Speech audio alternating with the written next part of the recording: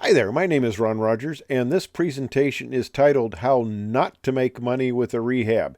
If you want to know how to screw this up, just listen to this and I'll give you all the details. Now, this was back in the heydays of fix and flip when housing prices were rising, liar loans were all over the place, and you could make a decent amount of money doing a rehab, unless you did it the way I did it. Now, here's walking around. Boy, this house was a bit of a disaster. It really was. And I've bought some properties that I kept as rentals. And yeah, I had significant upgrades to do kitchens, bathrooms, stuff like that.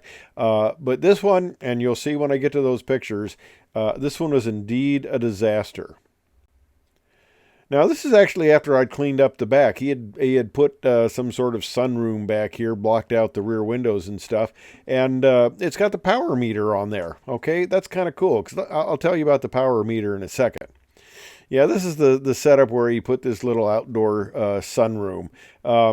Yeah, and look at all the overgrown brush, and there's all sorts of stuff growing out of the roof there, and there was actually an animal that had, I think it was I forget what it was. It was a big animal, beaver or something that had got into the roof area.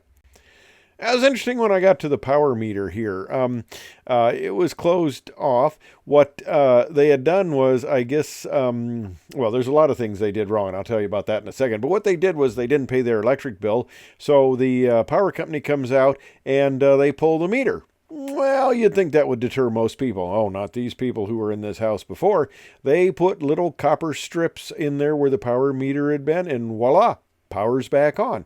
Well, I'm not sure how, but the power company found out about it, so they went up to the top of the feed point and they cut the cables right there.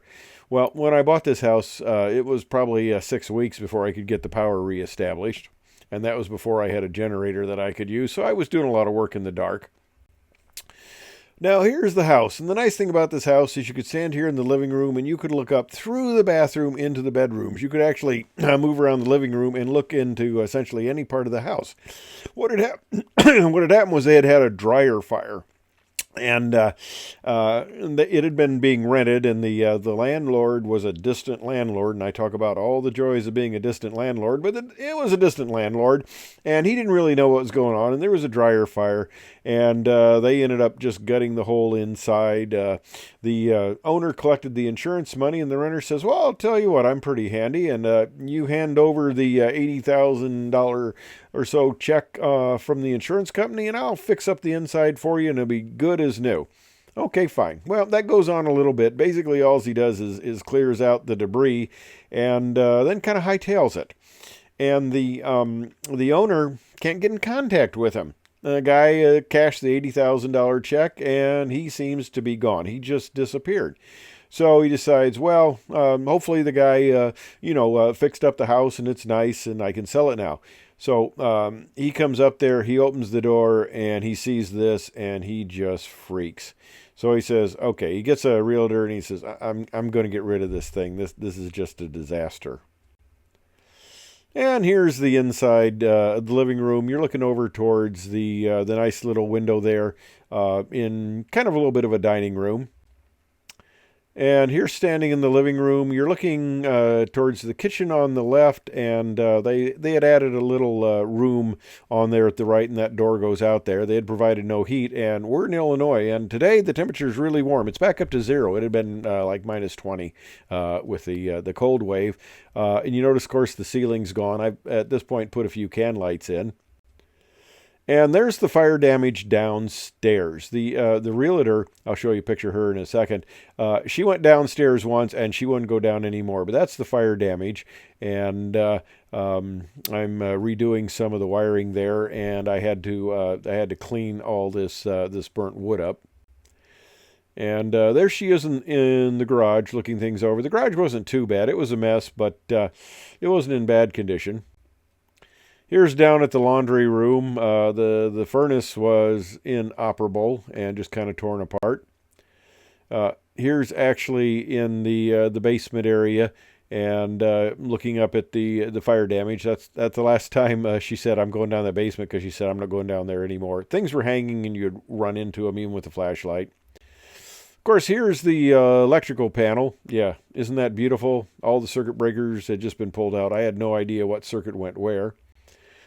And here's what you do. You take a window and you convert it into a shelf. Well, that's, I guess, what you do, because the window goes out into what had been your little outside sitting area, so you might as well just board that over and make it into a shelf.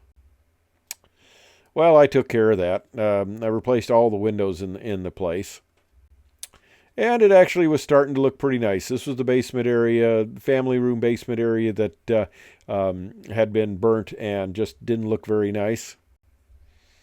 So I put some windows in there. I painted it up. I put a false ceiling in there. It's starting to look pretty good. It's coming along.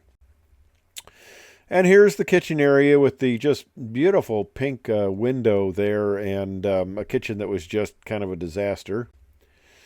Here's another look of it, electrical wiring just hanging there. So I clean that all up, get rid of it, throw it all out. Oh, did I make dumpster diving, not dumpster diving, but trips to the dumpster and to the dump yard to get rid of all this stuff. Here we are back in the living room with various pieces just hanging everywhere. And the garage. Of course, it has no ceiling anymore. Here we are back in the living room. You can see the living room windows there and the fireplace, which is in really bad condition. And there's my little portable heater because the air conditioner, the furnace wasn't working and I had no electricity anyway. But I'm starting to get that back together. The original panel on the left, there I'm getting it rewired back up. And there's the downstairs bathroom area. Oh, there's one of the bedrooms. Some nice little wallpaper there with the earth and the ceiling fan just hanging there. Now here's the living room again, starting to get drywall in on the walls there. Get it cleaned up. The upper bathroom, removed the tub. It was just a disaster trying to get the thing rewired. Well, it's starting to look pretty good. There's the kitchen. All new cabinets, new stove there, new sink, new countertops.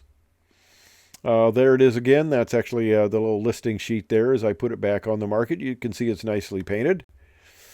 And there's the living room with the nice little window there. Put a new chandelier in. Had to redo the fireplace base there and got it cleaned up. And there's the outside. Got it painted. Got it starting to look pretty nice. Got the backyard all cleaned up. Got the brush taken away. Got it painted up. Not looking too bad. So there's the house. And I was able to sell it. It took me 8 months to rehab it. I made about $4,000 on it.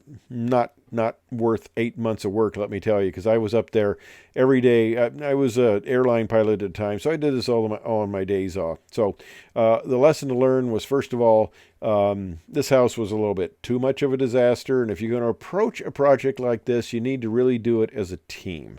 And a lot of these projects, to be successful, a lot of the people who are contractors get to do it because they each have their specialty. They can do it fairly cheaply, and they can turn it over. I had 8 months of carrying costs of insurance, of taxes, and just the value of money. So that really cut into the profit. If I had been able to flip this in a month or two like you really should, and I mean, it was a lot of work. I was essentially rebuilding the house from the inside out.